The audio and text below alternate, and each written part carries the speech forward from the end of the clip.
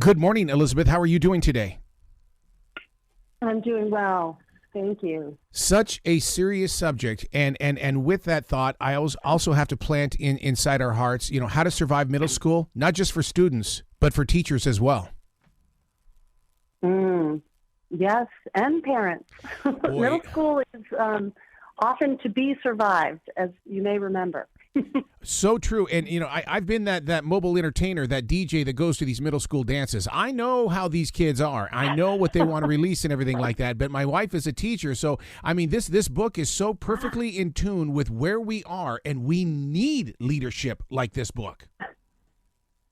Thank you. I happen to agree.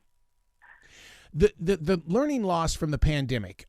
My wife to this day, she's got a studio here in the house where she communicates with students and stuff like that. But the thing is, though, is that the learning loss is people don't want to talk about it, but you are bravely walking forward.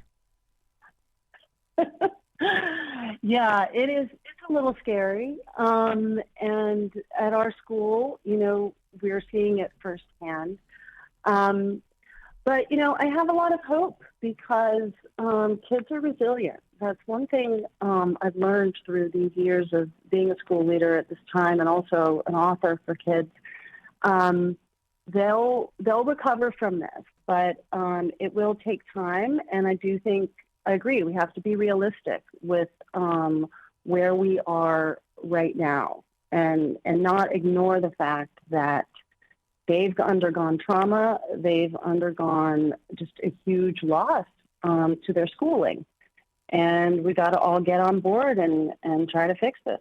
One of the greatest things about How to Survive Middle School is the fact that everybody that came together did so in a way of providing study guides, because so many times parents will go, I don't know. I was in school a long time ago. Right.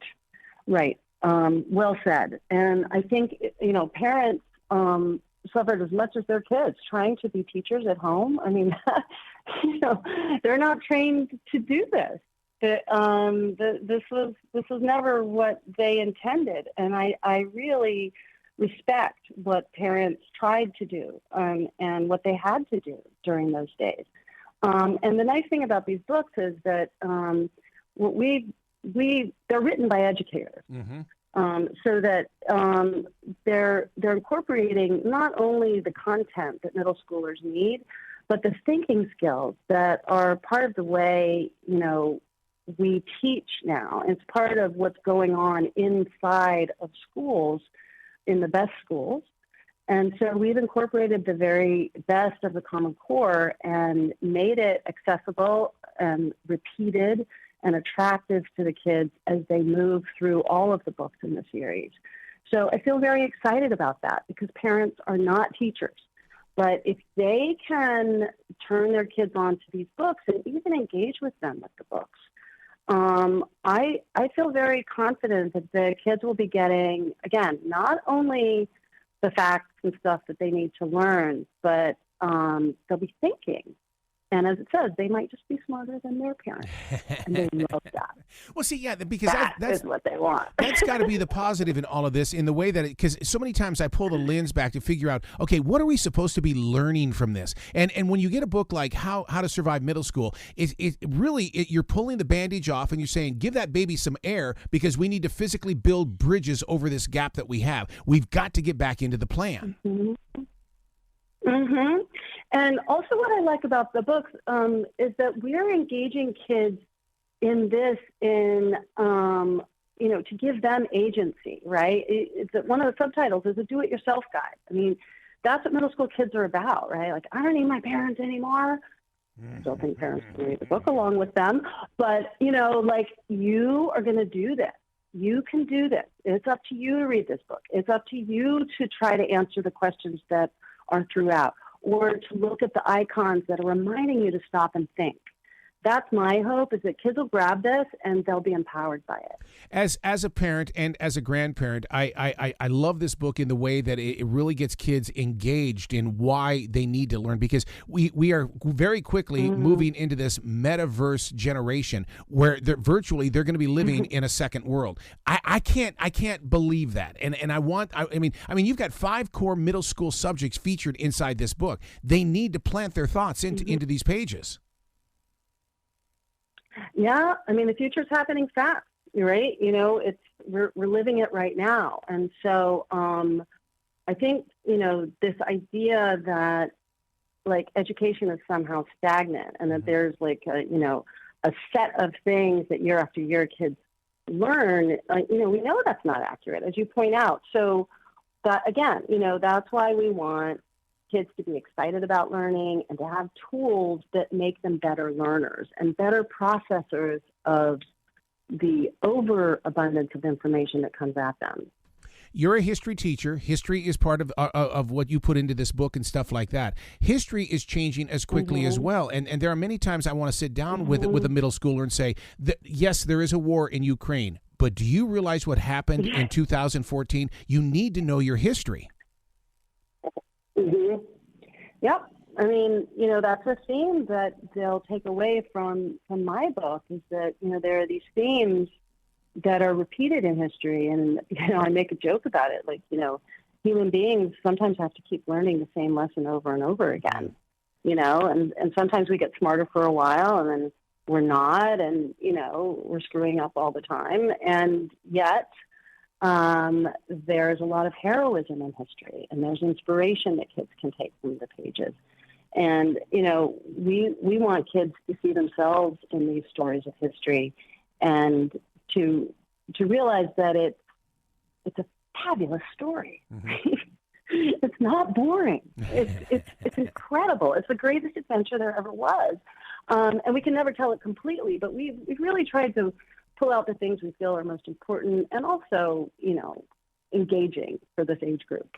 And what's so fascinating about history, and first of all, I love history, but it's so amazing that things that happen in real life usually end up in a movie, but it may not be exactly like what happened in history, but you're going to go, oh my God, this happened at a different time, and they're pulling from that history to make this movie. Yeah.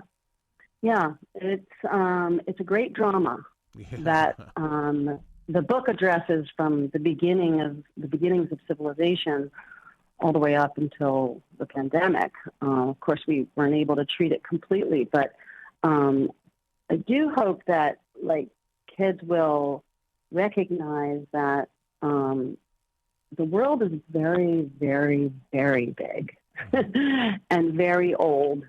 And I think in the U.S. sometimes we focus a lot on American history, and we have a wonderful book in the series about that. But to see beyond our borders and to be able to see history holistically and then think for yourself about the really big questions that we face as humans, I know that's lofty, but that is really my hope for kids reading this book. How were you able to put it into what I call street speak? Because I mean, so many times when you share a book like this with students, they go, "Oh man," but yet you do it in a way that's inviting and not, you know, a moment of pushing away. Oh, thank you. That is so what I wanted to do.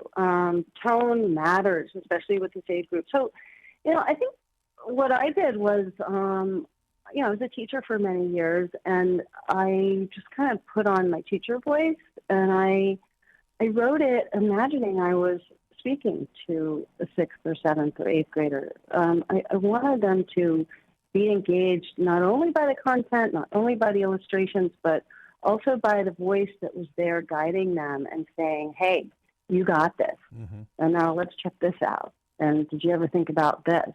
And then, you know, a little bit of humor in there too. So, you know, I do think it helps a lot being a teacher, and then just, you know, enjoying the writing of it and letting it be playful at times. You know, Elizabeth, people are going to grab this book. These teachers are going to grab it, and they're going to use it as a study guide. Plus, there's a lot of schools outside the normal education that are going to use this as a tool as well when they do their tutoring. Yes, I do think it'll reach those folks, and it's badly needed. I mean, there are wonderful resources out there, but I think, Random House thought of a way to do something new and do something super engaging. And, we had no idea it was going to land, during the pandemic. The pandemic hadn't happened when they started thinking about this. So I'm really happy that it's coming out now and that, it can help kids when they need it most. Where can they go to find out more about you, Elizabeth, and to find out more about this book and stuff like that? Because, I mean, listeners are in their moment of now, but they're going to say, now, what was I listening to again? And so they need a place to go.